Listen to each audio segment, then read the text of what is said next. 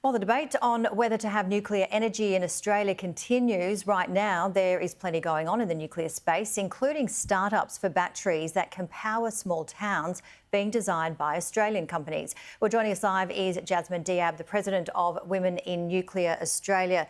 Jasmin, great to see you. So let's not talk about the nuclear debate just for now. Let's talk about what's happening in this space, including nuclear batteries that can power small towns. And this is being designed by an Australian company. Yeah, there's actually a couple of Australian startup companies that are looking at nuclear batteries, which, unlike the traditional reactors we talk about, utilise nuclear materials in smaller amounts to generate smaller amounts of electricity and things that are perfect to replace areas that have generators or engines to provide that reliable power and energy for those systems.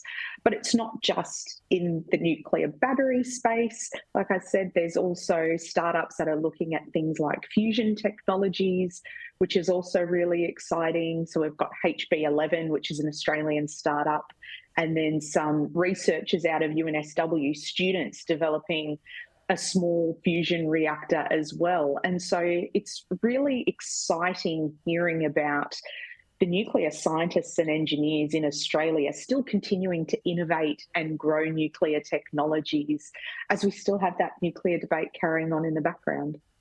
And overseas, we're just hearing China has approved, I believe, 11 nuclear reactors, investing approximately $33.3 billion. And there's quite a bit of talk on women in nuclear from the IAEA, for example, and they're looking at increasing their numbers. I believe they have already, and energy bills being passed in the US. Of course, that's a bipartisan issue there, but they're being fast-tracking their nuclear energy as well. What can you tell us about what we're seeing overseas?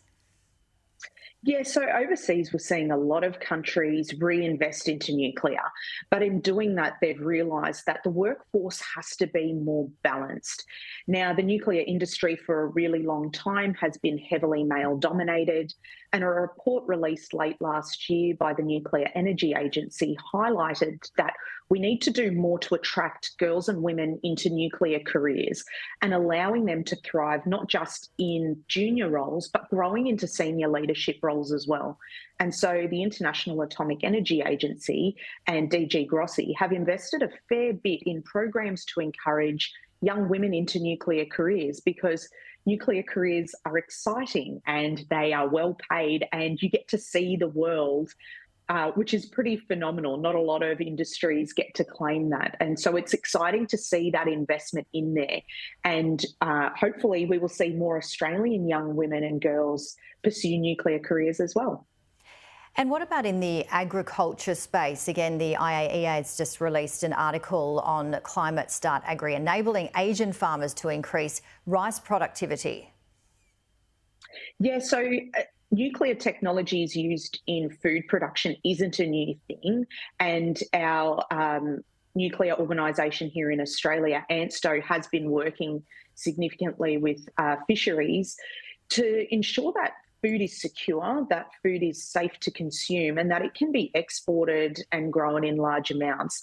And so that article from the IAEA talks specifically to rice production to help crops increase its production in areas where they've really struggled to grow rice crops. And so it's important when we look at nuclear, we're looking at more than just the power and energy debate. There are so many amazing facets of nuclear science and technology that help us in everyday life. And food production and agriculture is a really big one that we use not just here in Australia, but around our region.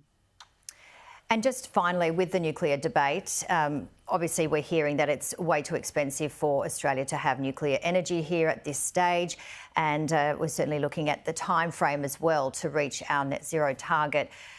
Not that people are saying that it's a bad energy to use. Obviously the debate continues, but if the costings do come before Christmas, which I believe Ted O'Brien mentioned on Sky News this week, that it could be a possibility, what are you going to be looking at in this space? So I guess there's two parts to this answer. The first one is for Australians to realise that nuclear economics is different to every other energy source. And so when the coalition releases these figures, they will be high, but I would suggest to people to look at it holistically at a full system cost, and taking into account that nuclear power plants last for 60 to 80 years. So we need to look at these costs in comparison to how many times do we have to replace other systems within that 60 to 80 year life cycle, and look at those aggregate costs and see that nuclear, whilst it is expensive up front, in the long term actually balances out and is almost on par with a lot of these other energy sources. And the things I'll be interested in understanding is how much of these costings are going to be government sponsored, because it's important for nuclear facilities to be government sponsored from a regulatory and assurance perspective, and how much is looking at private investment, because that's also a really interesting facet, because globally we've seen an increase in private investment in nuclear technologies, which is exciting because it allows for quick innovation and growth within the sector, which is good for us now and in the long term. Certainly a divisive topic, but we have to wrap it up. Jasmin, Diab, always great to see you. Thank you so much. Thanks, Jamie.